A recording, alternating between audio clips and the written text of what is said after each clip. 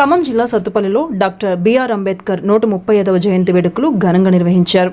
ఈ సందర్భంగా మాజీ ఎమ్మెల్యే సండ్ర వెంకటవీరయ్య అంబేద్కర్ విగ్రహానికి పూలమాల వేసి నివాళులర్పించారు. క్యాంపు కార్యాలయం నుంచి భారీ ర్యాలీగా బయలుదేరి బస్టాండ్ సెంటర్లోని అంబేద్కర్ కాంస్య విగ్రహం వద్దకు చేరుకుని నివాళులు ఘనంగా అర్పించారు. కార్యక్రమంలో మాజీ మున్సిపల్ చైర్మన్ కుసుంపూడి మహేష్ పాల్గొన్నారు. ఈ సందర్భంగా సండ్ర మాట్లాడుతూ అంబేద్కర్ కేవలం కుల నాయకుడు కాదని జాతి నాయకుడని పేర్కొంటూ ఆయన ఆశయ సాధన కోసం పనిచేయాలని పిలుపునిచ్చారు. సత్తుపల్లిలో అంబేద్కర్ కాంస్య విగ్రహం ఏర్పాటు చేయడం తన పూర్వజన సుకృతమని తెలిపారు.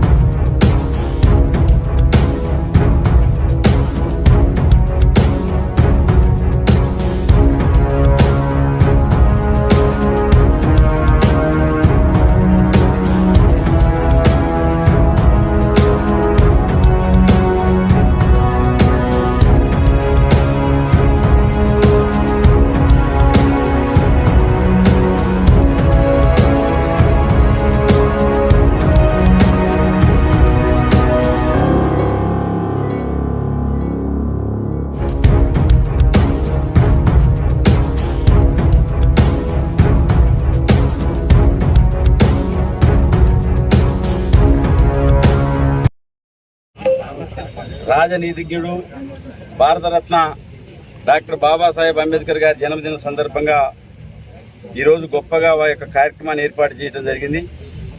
సత్తుపల్లిలో ఆ మహానుభావుడి విగ్రహం ఏర్పాటు చేయడం నా జన్మధన్యమైనట్టుగా భావిస్తున్నాను. నేను శాసనసభ్యుడిగా, మహేష్ గారు మున్సిపల్ చైర్మన్గా ఆ రోజు సత్తుపల్లిలో ఈ విగ్రహం ఏర్పాటు చేయడం అనేది జరిగింది.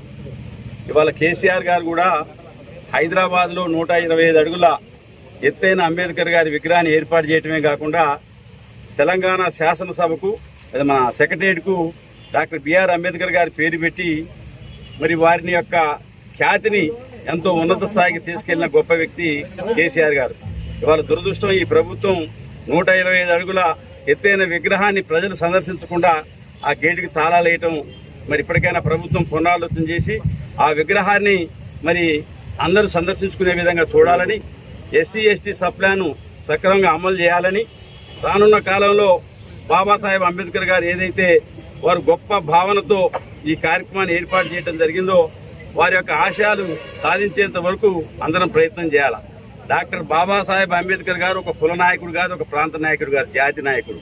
దురదృష్టం, కొంతమంది కుల నాయకుడిగా చిత్రీకరించి సమాజంలో మాట్లాడుతున్నారు. ఇవాళ వారు ఒక కులానికో మతానికో ప్రాంతానికో చెందిన వారు కాదు, యావత్ ప్రపంచ దేశాలు గర్వించదగిన గొప్ప మేధావి డాక్టర్ బాబాసాహెబ్ అంబేద్కర్ గారు.